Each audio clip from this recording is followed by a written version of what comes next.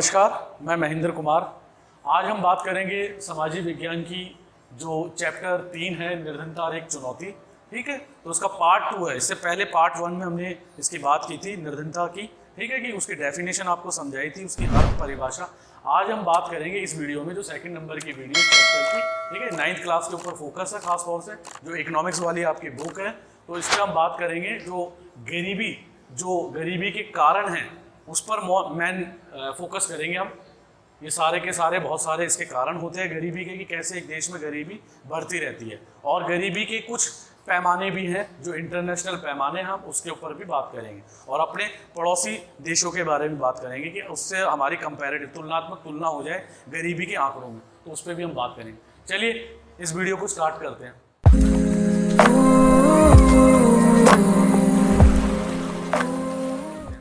देखिए, इससे पहले हमने जो बात की है निर्धनता और गरीबी की परिभाषा की, वो मैंने आपको समझाया था पिछले वीडियो में। आज हम बात करेंगे कि हमारी जो कुल पॉपुलेशन है उसका 21% जो भाग है वो गरीबी रेखा के नीचे रहता है, जीवन व्यापन करता है। ठीक है, उसके पास सामान्य जो जनजीवन जीने के लिए सुविधाएं होती है वो उनका अभाव होता है, वो चीज़ उनके पास नहीं होती, इसलिए वो गरीबी रेखा के नीचे आते हैं। ठीक है, और गरीबी को जो बढ़ाने वाली, जो गरीबी को बढ़ाती है, उसमें बहुत सारी समस्याएं भी इकट्ठी होती हैं। वो समस्याएं विकराल हो जाती है अगर वो ऐसे ही बढ़ती रहे, अगर उनको ना रोका जाए तो। जैसे बेरोजगारी, निरक्षरता, ठीक है, खराब स्वास्थ्य, कुपोषण, बाल श्रम, असहायता, सामाजिक अपवर्जन, असुरक्षा। मैं एक एक करके आपको इसकी डेफिनेशन थोड़ा सा बता देता हूँ। देखिए, बेरोजगारी की स्थिति वो होती है जैसे 12 महीने 365 दिन का साल होता है। अगर उस साल में अगर किसी व्यक्ति को 100 दिन या 165 दिन से ज़्यादा काम नहीं मिल रहा तो वो व्यक्ति बेरोजगार माना जाता है, या उसका मनपसंद काम नहीं मिलता तब वो व्यक्ति बेरोजगार माना जाता है। ठीक है, इसके अलावा निरक्षरता मतलब कि हमारे देश में कितना एजुकेशन का स्तर बढ़ चुका है, हमारा जो एजुकेशन रेट है वो कितना ग्रोथ कर गया है। प्रेजेंट में जो 2011 की जो हमारी जो आंकड़े आए थे एजुकेशन के, उसके मुताबिक 72% हमारी जो पॉपुलेशन है वो शिक्षित हो चुकी है, और हर 10 साल बाद ये आंकड़े आते हैं एजुकेशन से रिलेटेड। तो निरक्षरता एक बहुत बड़ा अभिशाप है गरीबी को बढ़ाने में, इसको कम करना चाहिए। सरकार के प्रयास भी जारी है, हमें भी व्यक्तिगत रूप से प्रयास करने चाहिए कि हर एक व्यक्ति, देश का हर एक नागरिक, छोटे से छोटा वो व्यक्ति जो है पढ़ाई में आगे बढ़े और अपने ज्ञान से अज्ञान को दूर करे।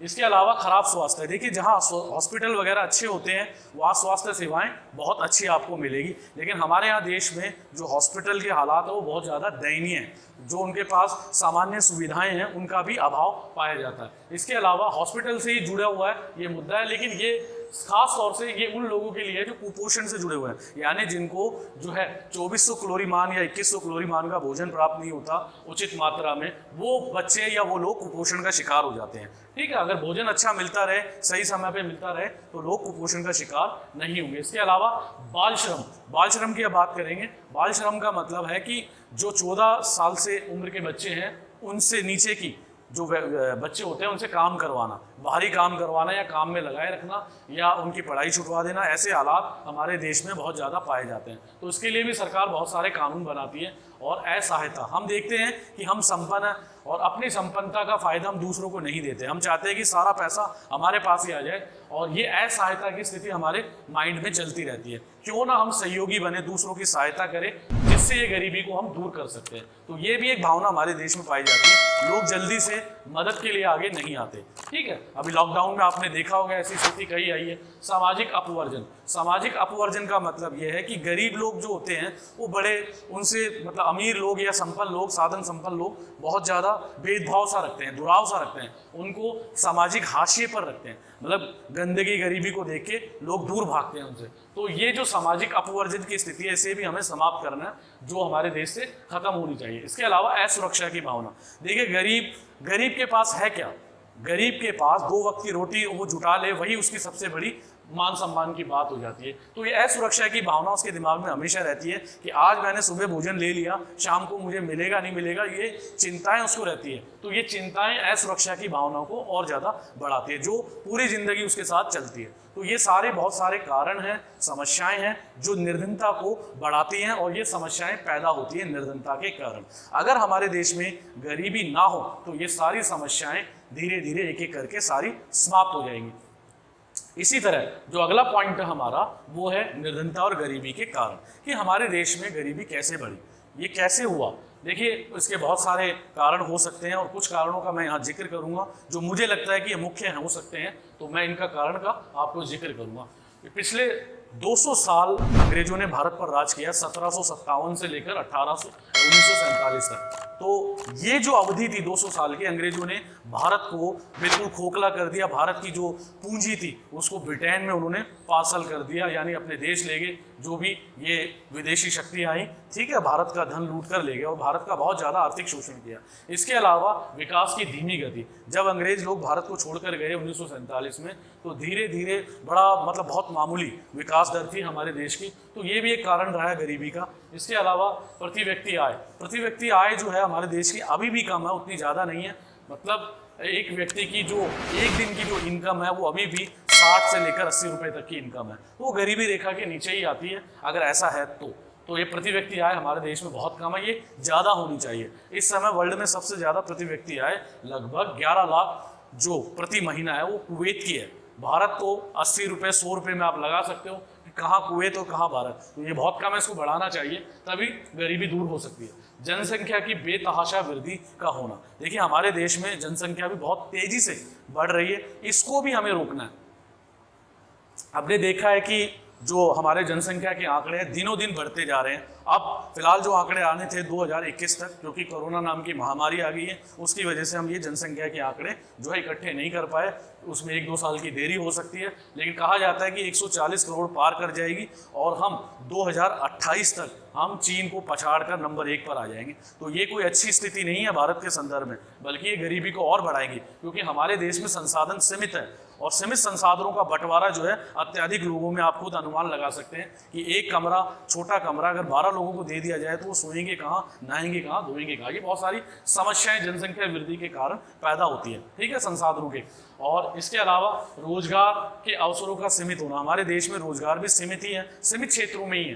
तो पहले से ऐसा होता है कि क्योंकि 70% जो आबादी है एग्रीकल्चर यानी कृषि के क्षेत्र में काम करती है, तो जो एक बड़ा भाग है जनसंख्या का वो कृषि क्षेत्र में लगा हुआ था।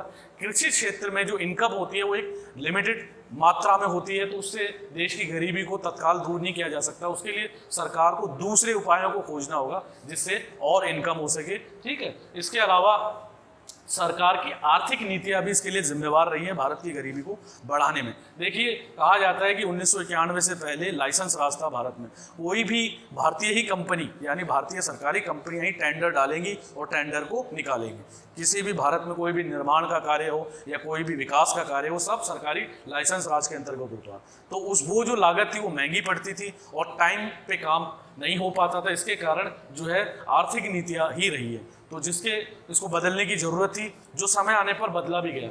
अन्य सहायक कारण का होना, यानी बहुत सारे ऐसे कारण हैं जो भारत में गरीबी को बढ़ाते हैं, जिसमें खुद एक कृषि प्रधान देश का होना ये अच्छी बात है, लेकिन फिर भी दूसरे क्षेत्र भी हैं जिसमें भारत को आगे बढ़ना चाहिए, ठीक है। जैसे औद्योगिक क्षेत्र है, उसमें भी भारत को अपनी क्षमता दिखानी चाहिए और ये धीरे धीरे दिखा भी रहा है, लेकिन फिर भी गरीबी में जो है अभी भी इसका योगदान माना जाता है, ठीक है। अंतर्राष्ट्रीय मुद्रा कोष में जो भंडार है हमारा 1991 तक, ये था 10 अरब डॉलर से कम का, जो कि कोई ज़्यादा बड़ी रकम नहीं है। 10 अरब डॉलर भारत जैसे एक बड़े देश के लिए। प्रेजेंट में जो विदेशी मुद्रा भंडार है हमारा, वो लगभग 500 अरब डॉलर तक पहुंच चुका है, जो एक अच्छा संकेत माना जा सकता है, ठीक है। इसके अलावा ये बहुत सारे कारण मैंने आपको बताए जो निर्धनता और गरीबी को बढ़ाते हैं। इसके अलावा ये जो IMF इंटरनेशनल मॉनेटरी फंड यानी एक अंतर्राष्ट्रीय संस्था है, तो ये गरीबी का पैमाना जारी करती है। इसके अंतर्गत 1.9 डॉलर प्रतिदिन कमाने वाला जो व्यक्ति है वो जीवन निर्वाह के मामले में गरीब माना जाता है। अगर इससे ऊपर है तो वो निर्धन नहीं है, ठीक है। आप इससे लगा लो $1 अगर 60 रुपये का है भारत में, तो आप इसे लगा सकते हो, 70-80 रुपये ही ये बनता है लगभग। तो इससे ऊपर जो कमाने वाला व्यक्ति है वो गरीब नहीं होगा, इससे नीचे का जो व्यक्ति कमाता है वो गरीब माना जाएगा। तो भारत की 21% आबादी है जो गरीबी रेखा के नीचे निवास करती है। ये कुछ आंकड़े हैं हमारे पड़ोसी राज्य देशों के, जैसे बांग्लादेश में 15% आबादी जो है गरीबी रेखा के नीचे है, भारत की 21%, पाकिस्तान की 5% और चीन की 1%। तो अगर मैं इस बात करूं निर्धनता और गरीबी रेखा की और इसके प्रभावित होने वाले कारणों की, तो ये बहुत सारी चीज़ें इसमें आ जाती है, ठीक है। तो इस जो हमने इस चैप्टर में ये बात इसलिए रखी है कि आपको इस बात की समझ होनी चाहिए कि भारत में वो कौन कौन सी समस्याएं हैं जो गरीबी को बढ़ाती है और गरीबी के कारण पैदा होती है, ठीक है। तो निर्धनता को दूर करने के उपायों के बारे में हम अगली वीडियो में हम बात करेंगे। फिलहाल इस वीडियो में आज इतना ही। Thank you.